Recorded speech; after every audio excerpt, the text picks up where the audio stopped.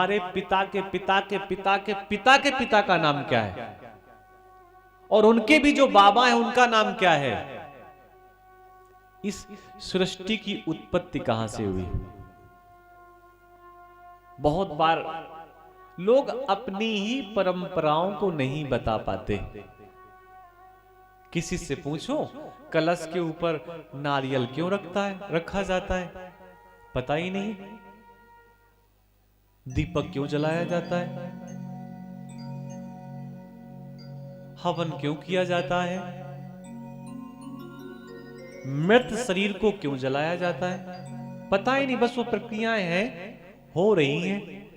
सुबह से शाम तक सूरज क्यों निकलता है, सांझ क्यों होती है, तारे क्यों टिमटिमाते हैं। आज चंद्रमा पूरा नहीं निकला तो कारण क्या है, नक्षत्र कितने होते हैं, कुछ मतलब नहीं है।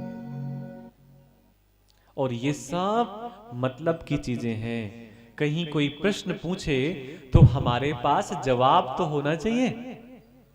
हम बता तो सकें कि शिवलिंग का मुख हमेशा उत्तर की ओर ही रहता है, क्योंकि वो उत्तर में प्रमुख रूप से स्थापित है, केदारनाथ के रूप में। दीपक की लौ हमेशा ऊपर की ओर इसलिए जलती है क्योंकि वो उससे मिलना चाहती है जो प्रकाश का स्रोत है। प्रकाश का स्रोत कौन है, सूरज।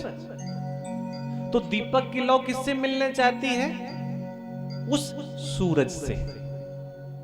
जल हमेशा नीचे क्यों बहता है, क्योंकि जल का स्रोत है वो कहां है, नीचे है। तो जो जहां से आया है वो वहां बार बार जाना चाहता है। आप यंत्र के माध्यम से भले ही जल की प्रकृति बदल दो कि उसे 3, 4, 5 फ्लोर में चढ़ा दो, लेकिन उसे मौका मिलेगा तो वो वहीं जाना चाहेगा जहां से उसका मूल है, जहां से उसका प्राकट्य है। कितने भी तोते को आप यहां पर पिंजड़े में कैद कर दें, लेकिन जैसे उस तोते की दरवाजा खुला, तोता फुर्र से उड़ गया और वो कहां जाना चाहता है, अपने उस स्थान पर जहां से उनका प्राकट्य हुआ है। हम लोग बार बार मंदिर क्यों जाते हैं, क्योंकि एक अंदर एक ऐसी लगन लगी है कि हमारा उनसे कोई जुड़ाव है, इसलिए तो बार बार मंदिर जाते हैं। और एक और प्रक्रिया होती है मंदिर में, क्या, वहां जाते ही आंख बंद हो जाती है। मंदिर जैसे ही गए, भगवान के द्वार पे जैसे ही गए, जगन्नाथ के द्वार पे जैसे ही गए, तो जगन्नाथ की आंखें तो बहुत बड़ी बड़ी हैं, लेकिन हमारी आंखें जैसे ही भगवान की ओर देखा हमने, हमारी आंखें झुक गईं, बंद हो गईं। अब सोचिए, आपने इतनी बड़ी यात्रा की बद्रीनाथ भगवान की, और वहां जैसे पहुंचे आंखें बंद।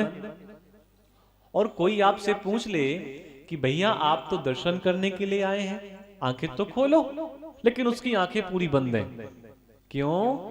क्योंकि खुली आंखों से हम भगवान को नहीं देख सकते, उनके लिए दिव्य चक्षुओं की आवश्यकता है। इसलिए हम हमेशा जब मंदिर जाते हैं तो वहां पर हमारी आंख बंद हो जाती है, और फिर अपने अंदर ही हम उस ईश्वर का चिंतन भी कर लेते हैं। पहला अवतार